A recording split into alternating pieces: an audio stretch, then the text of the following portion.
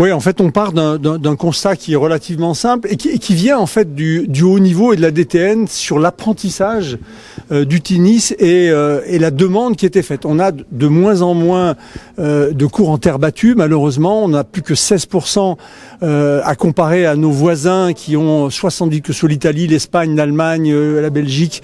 70% de leurs terrains sont en terre battue. Et nous, on a perdu cet ADN depuis longtemps, parce qu'il faut remonter aux années 70, 80. On avait mis un plan en place qui était un plan 5000 cours, des cours en béton poreux, donc voilà, qui sont bien usés maintenant. L'objectif pour nous, c'est de les remplacer, d'augmenter ce nombre de terrains sur terre battue, et pour ça, il faut que nos jeunes, l'apprentissage se fasse sur terre battue. Donc, volonté également de la fédération de créer des tournois, les premiers tournois, les ITF 15 000, 25 000, 35 000 dollars, en les finançant de façon à ce que nos jeunes et des moins jeunes puissent jouer des tournois et gravir les échelons pour venir un jour à Roland-Garros. L'an dernier, vous aviez évoqué le CNE à Nice, je ne sais plus, à Nice Matin, ou je sais pas, dans un média.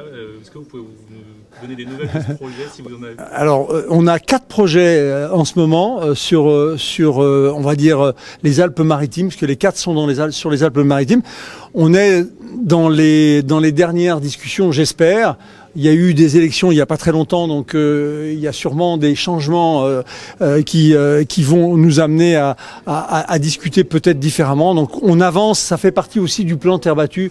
Oui, c'est bien d'en parler parce que dans nos CNE, il y a aussi la nécessité, et pas seulement dans les centres nationaux d'entraînement, mais aussi dans nos clubs, que l'apprentissage se fasse sur terre battue. Donc il y a beaucoup aujourd'hui de demandes de nos 7000 clubs sur des resurfaçages, des terrains qui sont abîmés ou des terrains qui sont inexploitables. Je pense au béton poreux, donc au quick, ce qu'on appelle le quick.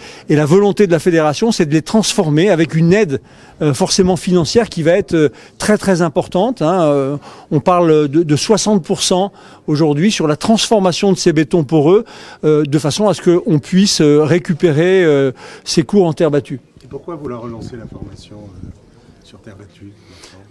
Je crois que on l'a relancé nous déjà il y a 3 ans, en aidant déjà, en préservant le patrimoine de terre battue naturelle que nous avions, en aidant à l'entretien.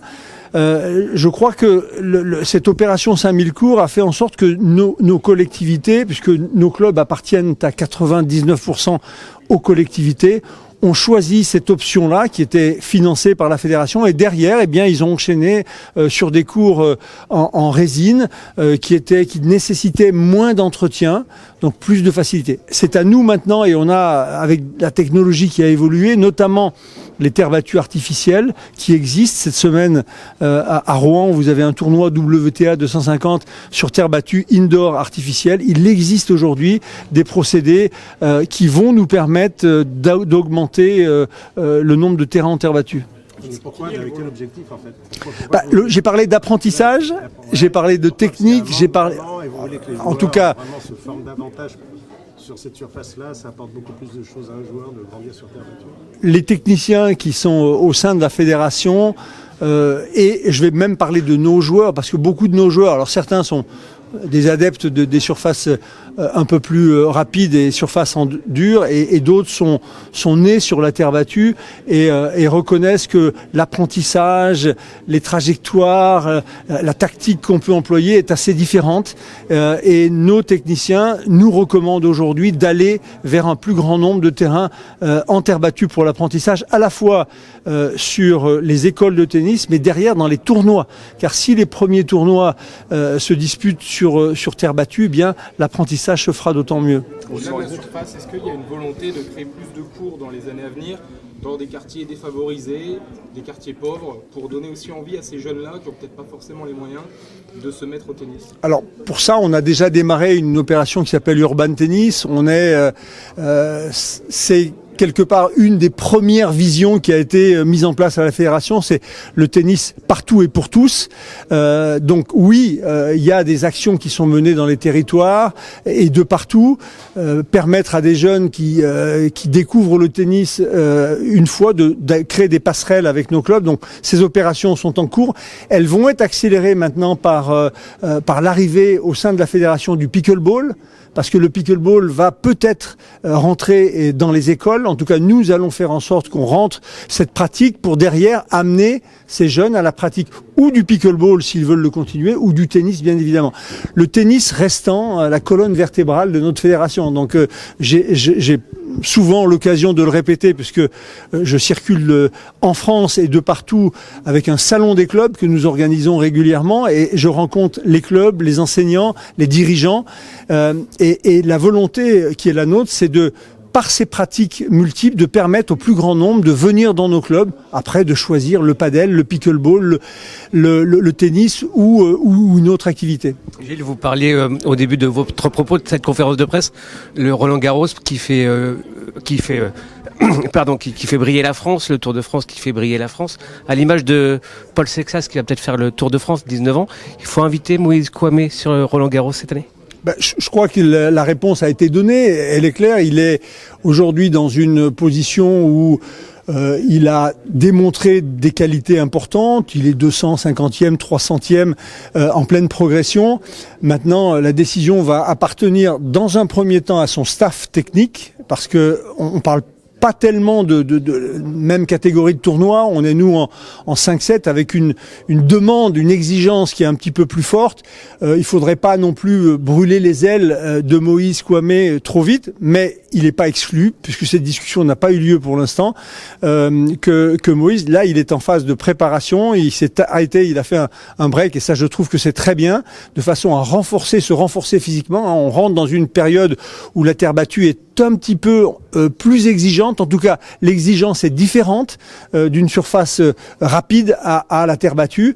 Et donc, cette préparation était nécessaire. Il l'a fait. Je trouve que c'est très bien. Que ce soit Richard Gasquet, Laurent Raymond font un travail de qualité autour de lui. Donc, pour cette wildcard, on verra avec son staff et puis avec Amélie Mauresmo, bien sûr, dans la décision qui sera prise. Vous êtes au centre de sa progression. Vous faites attention à lui. Plus que les autres, peut-être, j'en sais rien, mais est-ce que vous faites attention à lui? Est-ce qu'on s'empale pas trop? Est-ce que vous êtes très attentif à tout ça? Non, je suis plus qu'attentif à tout ça. Et c'est mon rôle. Alors, le rôle, il est de faire le grand écart, de m'occuper des problématiques des clubs au quotidien, dans le développement de la pratique et tout ce que ça peut comporter, jusqu'au très haut niveau. Et oui, je suis très attentif, puisque très clairement dans ce parcours vers le haut niveau dont on a besoin, parce que dont vous avez besoin aussi et dont les fans ont besoin de cette vitrine, on a aujourd'hui mis en place avec Ivan Lubicic, Paul-Henri Mathieu et puis Alizé Cornet 3 parcours. Un parcours qu'on a appelé nous l'autoroute pour ces jeunes dont Moïse fait partie. On a aujourd'hui dans ce parcours vers le haut niveau entre 11 et 17 ans ou 18 ans, on a 16 jeunes qui sont dans les standards du très haut niveau. C'est énorme, 16 jeunes, dont Daniel Jade qui fait partie, qui est un 2009 comme Moïse Kouamé, moins médiatisé pour l'instant, mais il a sa vitesse de progression. Puis derrière, on a une vitesse, on a ce parcours-là, puis derrière, on a d'autres parcours qui mettront peut-être un peu plus de temps, qu'on appelle nous route nationale ou route départementale, où le jeune n'est pas forcément le meilleur au tout début, mais il le deviendra. On a des exemples criants autour de nous. Cédric Pioline, en junior 2, était classé à 2,6, ce qui est ridicule. Il est devenu un des meilleurs joueurs du monde. Arnaud Clément, c'est la même chose. Donc il faut donner, en tant que fédération, l'opportunité à tous d'arriver, si c'est possible, à ce haut niveau. Donc oui, pour répondre à votre question, toutes ces considérations m'intéresse et je suis de très près tout ce qui se passe au sein de la fédération. Est-ce que l'édition 2026 sera aussi belle, voire plus belle que celle de 2025? Ça va être compliqué, non? Je sais pas. En tout cas, chaque tournoi nous a permis de vivre des émotions. J'utilise souvent ce mot. C'est donner envie, en tant que fédération, au plus grand nombre de jouer au tennis. Et c'est vrai que plus on produit d'événements qui font plaisir, qui mettent du soleil dans les yeux de nos fans, eh bien tant mieux. Ça a été effectivement l'hommage à Nadal, ça a été cette finale extraordinaire, ça a été Loïs Boisson. Je suis persuadé que sur l'édition Roland-Garros 26, on aura du spectacle, on aura des moments forts et donc on va faire perdurer, comme il y en a eu d'ailleurs dans les autres tournois, à plus ou moins, mais on sait qu'on aura des moments important. L'hommage à Gaël Monfils va aussi être un moment probablement d'émotion et qui va réjouir le plus grand nombre. Gaël, justement, son départ, c'est le dernier des mousquetaires qui prend sa retraite. C'est une sacrée page du tennis français qui va se tourner cette année.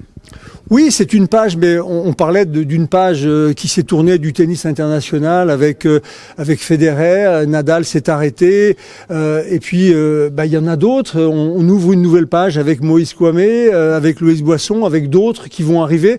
Donc c'est un éternel recommencement. Donc pas très inquiet par rapport à ça. Un peu triste, oui, il y aura, enfin en tout cas de ma part et pour beaucoup, un peu de nostalgie parce que Gaël nous a apporté beaucoup. Moi j'aime beaucoup le garçon, l'homme. Il a un talent absolument exceptionnel. On peut regretter qu'il n'ait pas, et je sais qu'il a déjà répondu à cette question, pas gagné un grand chelem. Et je crois qu'il aime tellement transmettre, partager, donner du plaisir que peut-être que ce caractère chez lui a peut-être joué des mauvais tours par sa carrière et qu'il aurait pu raccourcir. Parfois, on aurait aimé qu'il raccourcisse pour garder de l'énergie pour le tour d'après. Bon, c'est Gaël, c'est justement le charme du personnage et c'est ce qu'on aime en lui. Sur Arthur Fils, est-ce que vous considérez Arthur Fils comme le grand espoir, là, côté français, en tout cas dans le tableau masculin? Oui, moi je crois qu'Arthur sur terre battue a un vrai potentiel. Il nous a démontré en ce début de saison d'abord qu'il avait bien récupéré. Moi je l'avais déjà dit l'année dernière, je pense que sur terre battue, il pouvait l'année dernière aller assez loin. Après, on sait que quand on rentre au niveau des quarts de finale, demi-finale, ça devient un peu compliqué, mais il a ce potentiel, il est évident. Et même le potentiel de gagner Roland-Garros demain.